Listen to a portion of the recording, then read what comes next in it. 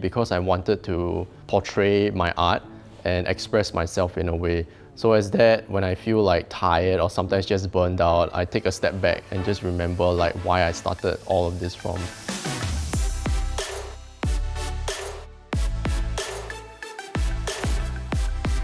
Hi, my name is Ryan and I'm a filmmaker photographer from Singapore. The type of photos that I do consists of mainly architecture, cityscape, but also I try to diversify my photography around. I try to do as much as I can, and whatever that catches my eye, I will shoot. I started back in 2015 when I was just shooting on my phone and I saw this photo on Hypebeast.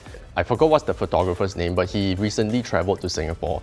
And then I was like, wait, I'm from Singapore and I don't even know like all these places that existed. So I tried to like just do it because I mean, it's right where I live, you know. So evolving from there, I eventually moved on to a camera that I found at home. So that was just like a Canon compact camera.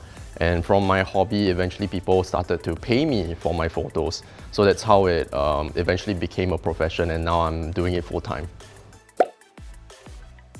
I want to say my biggest inspiration is probably the people that I stick closest with, so like my friends and my family. And most of the time I'm always going back to them and just asking them how they feel about my photos.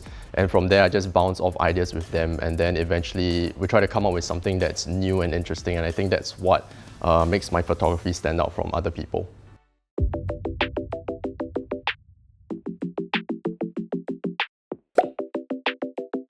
One of the toughest things is just trying to find your niche and making it out there so that it's not something that everybody else has already seen. Because a lot of times when you're just scrolling on Instagram, if you see something that's already been done before, you know, people are less likely to be able to want to engage with that.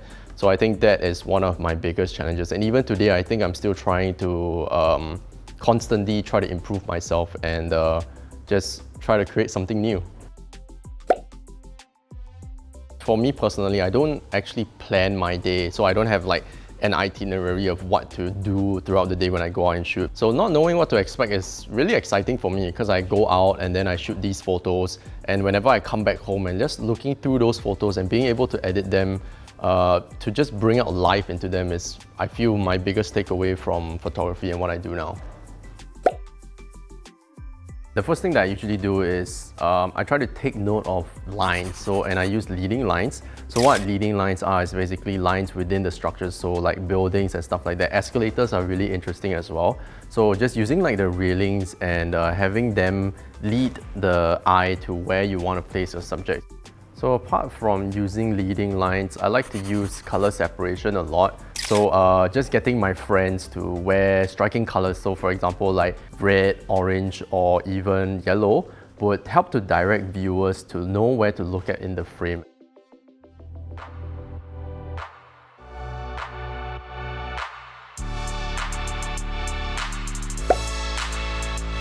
I think the biggest thing that I really enjoy about this laptop is the Screen Pad Plus and the control panel that comes integrated with it.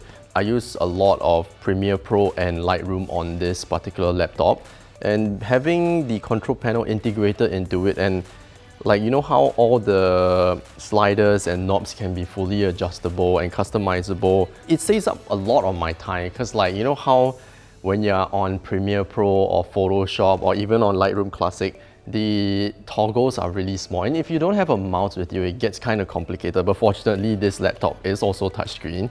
But if you don't want to use the touchscreen and you just want to focus on the control panel, all the functions here are enough for you to make your basic adjustments.